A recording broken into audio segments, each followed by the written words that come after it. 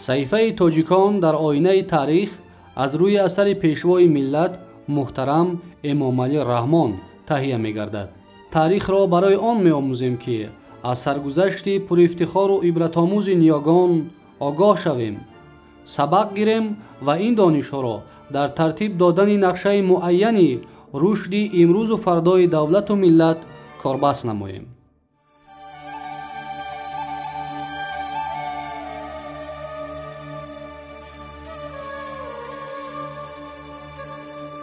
صحیفه تاجیکان در آینه تاریخ را از موضوع باختر و سوخت گهواره نخست دولت تاجیکان ادامه می‌دهیم.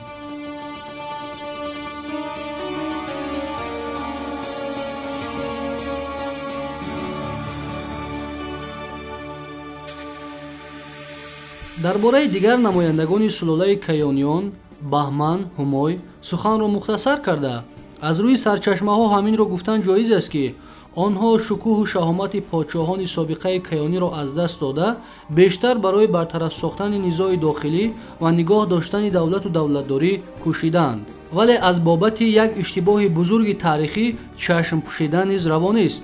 این اشتباه به خاندان و سلاله کیانیان نسبت دادن بعضی نمایندگان سلاله هخامنشیان داراب ابن همای و دارا ابن داراب می باشد. از تحقیق سلاله کیانیان تا آوان پادشاهی گشتاسپ و بهمن برمی آید که آنها شهر بلخ و دولت باختر را که با نام آریان شهر نیز شهرت داشت بنیاد گذاشتند. نام پادشاهان سلاله کیانیان، توصیف کارنمایی و لشکرکشی و ذکر کار خیر آنها در پاره‌های مختلف اوستا از جمله یشت‌ها، گادها و وندیداد آمده به سرچشمه‌های پهلوی بوندهیشن، دینکرد، مینوی خیرد، جاماسپنامه، یادگار زریران و دیرتر به خداینامک، شاهنامه ابومنصوری انتقال یافتند. گمان غالب آن است که هم شاهنامه نگاران و هم تاریخ نویسان هنگام ذکر پادشاهی سلاله پیشدادیان و کیانیان معلومات روایتی و تاریخی را از منبع‌های پهلوی که سرچشمه‌شان باز همان نخست قاموس نیاگان خلق تاجیک اوستا بود گرد آوردند. در اوستا باشد چنان که در آغاز توصیف سلاله کیانیان ذکر کردیم، پادشاهان کیانی تا عهد گشتاسپ و ظهور زردوش به تفصیل آمدند و بس. اوج تلاش‌های گشتاسپ نیکرای و ارجاسپ بدمنیش و هنگامه‌های زردوشت می‌باشد. خود از خود عیان است که بعد ذکر پادشاهی گشتاسپ و انجام کار زردوشت خالیگاه در عرصه تاریخ نویسی و واقعه‌نگاری پدید آمده تفسیر و توضیح چندین صد ساله‌های تخت‌نشینی و دولتداری را تقاضا می‌کرد.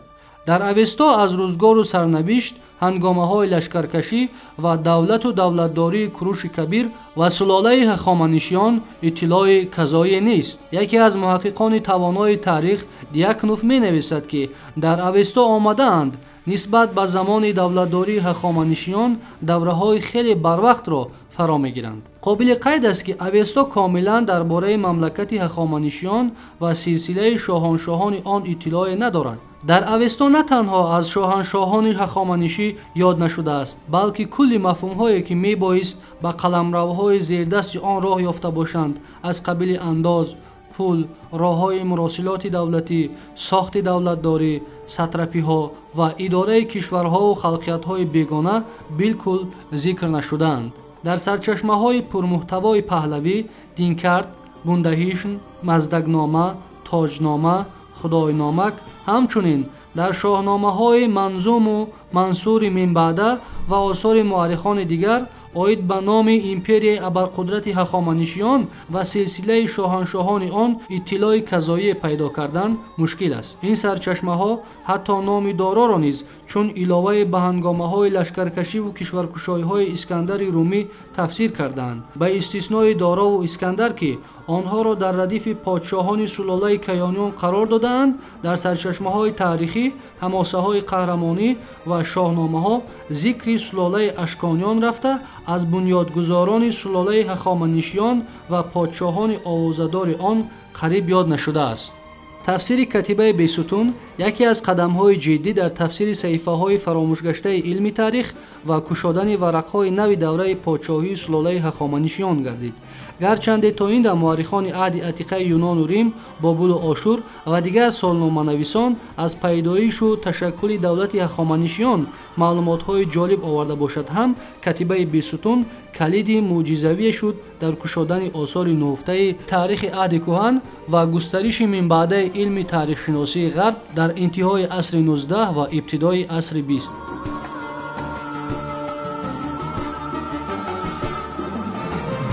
саҳифаи тоҷикон дар оинаи таърих дар мавзӯи бохтару суғд гаҳвораи нахуст давлати тоҷикон идома дорад.